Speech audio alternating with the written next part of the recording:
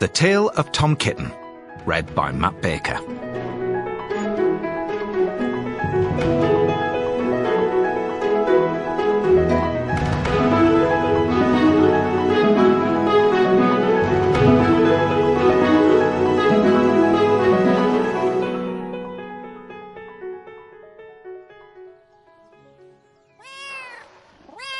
Once upon a time, there were 3 little kittens, and their names were Mittens, Tom Kitten, and Moppet.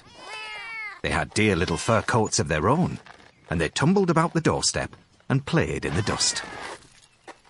But one day their mother, Mrs. Tabitha Twitchit, expected friends to tea, so she fetched the kittens indoors to wash and dress them before the fine company arrived. First, she scrubbed their faces. This one is Moppet. Then she brushed their fur. This one is Mittens.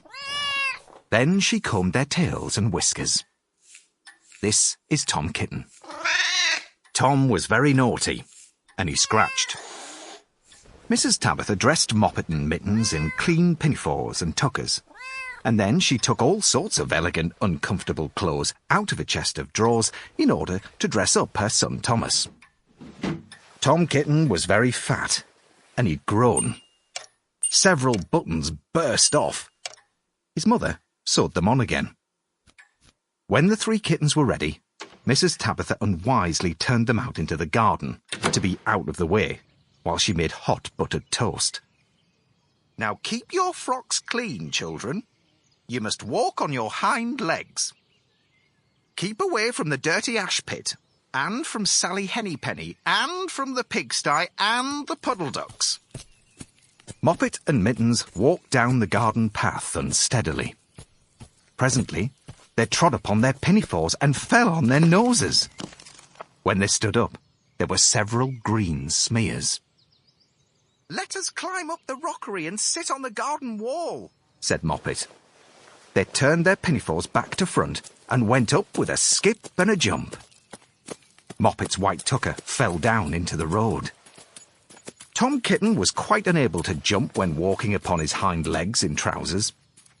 He came up the rockery by degrees, breaking the ferns and shedding buttons right and left. He was all in pieces when he reached the top of the wall. Moppet and Mittens tried to pull him together. His hat fell off, and the rest of his buttons burst. While they were in difficulties, there was a pit-pat paddle-pat, and the 3 puddle ducks came along the hard high road, marching one behind the other and doing the goose step. Pit-pat paddle-pat, pit-pat waddle-pat. They stopped and stood in a row and stared up at the kittens. They had very small eyes and looked surprised. Then the 2 duck birds, Rebecca and Jemima Puddle Duck, picked up the hat and tucker and put them on. Mittens laughed so that she fell off the wall. Moppet and Tom descended after her. The pinafores and all the rest of Tom's clothes came off on the way down. "Come, Mr. Drake Puddle Duck," said Moppet. "Come and help us to dress him. Come and button up Tom." Mr. Drake Puddle Duck advanced in a slow, sideways manner and picked up the various articles. But he put them on himself. They fitted him even worse than Tom Kitten. "It's a very fine morning," said Mr. Drake Puddle Duck. And he and Jemima and Rebecca Puddle Duck set off up the road, keeping step. Pit-pat paddle-pat, pit-pat waddle-pat. Then Tabitha Twitchit came down the garden and found her kittens on the wall with no clothes on. She pulled them off the wall, smacked them, and took them back to the house. "My friends will arrive in a minute, and you are not fit to be seen. I'm affronted," said Mrs. Tabitha Twitchit. She sent them upstairs, and I'm sorry to say that she told her friends that they were in bed with the measles, which was not true. Quite the contrary. They were not in bed, not in the least. Somehow, there were very extraordinary noises overhead, which disturbed the dignity and repose of the tea party. And I think that someday I shall have to make another, larger book to tell you more about Tom Kitten.